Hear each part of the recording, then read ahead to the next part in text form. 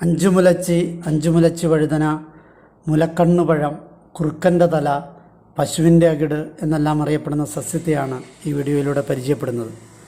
സോളനേസി കുടുംബത്തിലെ സോളനം ജനുസിൽപ്പെട്ട ഒരു സസ്യമാണ് അഞ്ചുമുലച്ചി.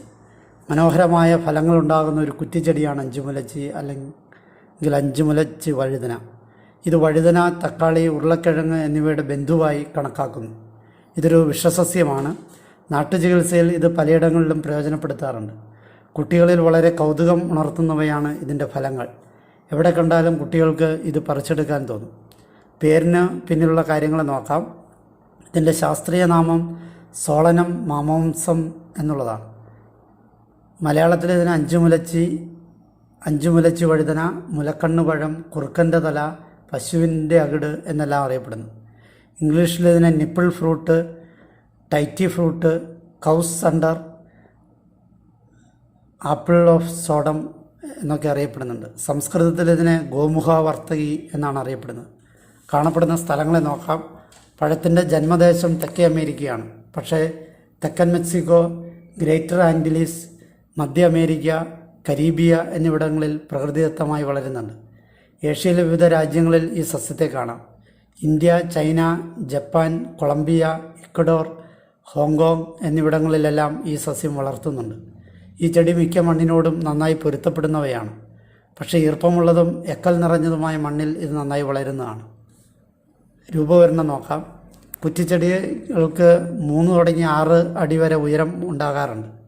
ചെടിക്ക് നേർത്ത ലളിതമായ ഇലകളുണ്ട്. വലിയ വെൽവെറ്റ് ഇലകൾക്ക് പർപ്പിൾ ഞരമ്പുകളും രോമങ്ങളുമുണ്ട്. ശാഖകളിലും തണ്ടുകളിലും ഉറച്ച മുള്ളുകളുണ്ട്. പിങ്ക് പർപ്പിൾ പൂക്കൾ വസന്തകാലത്ത് വിടരുന്നു. പൂക്കൾ വഴുതനയുടെ പൂക്കൾ പോലെയാണ്. പൂങ്കുലയിൽ 5 മുതൽ 8 വരെ ധൂമ്രനൂൽ നീളമുള്ള മുകുളങ്ങൾ അടങ്ങിയിരിക്കുന്നു. കുറച്ച് മാസങ്ങൾ കൊണ്ട് കായ്കൾ പാകമാകും. 3 തുടങ്ങി 5 ഇഞ്ച് വരെ നീളമുള്ള മെഴുകുപോലെ മഞ്ഞ നിറമുള്ള പഴങ്ങളായിരിക്കും. പഴങ്ങൾ മാംസളവും വിഷമുള്ളതും നിരവധി വിത്തുകൾ അടങ്ങിയതുമാണ്.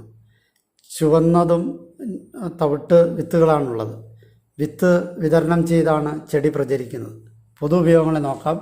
പഴത്തിൻ്റെ രൂപഭംഗി കാരണം ഒരാകർഷകമായ ഉദ്യാന സസ്യമായി ഇവയെ വളർത്താറുണ്ട്.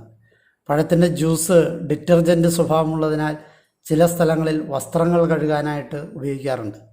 കൊളംബിയയിലെയും ഇക്വഡോറിലെയും കോഫാൻ ജനത ഈ ചെടിയെ ഒരു കീടനാശിനിയായി ഉപയോഗിക്കുന്നുണ്ട്.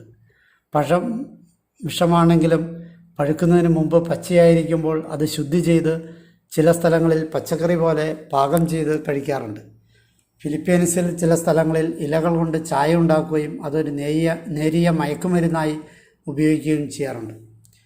വിശ്വാസവും ആചാരവുമായിട്ട് ബന്ധപ്പെട്ട കാര്യങ്ങളെ നോക്കാം. ചൈനക്കാരിൽ ചിലരുടെ വിശ്വാസമനുസരിച്ച് സ്വർണ്ണ നിറമുള്ള പഴങ്ങളിലെ 5 വിരലുകളും കുടുംബത്തിന് ദീർഘായുസ് നൽകുന്നതാണെന്നാണ് വിശ്വാസം.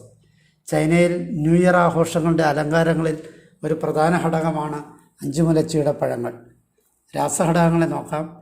Steroidal glyco alkaloid, calcium, phosphorus, ഇരുമ്പ്, വിറ്റാമിൻ ബി എന്നിവ ഈ സസ്യത്തിൻ്റെ പഴങ്ങളിലുണ്ട്. ഔഷധ മൂല്യത്തെ നോക്കാം.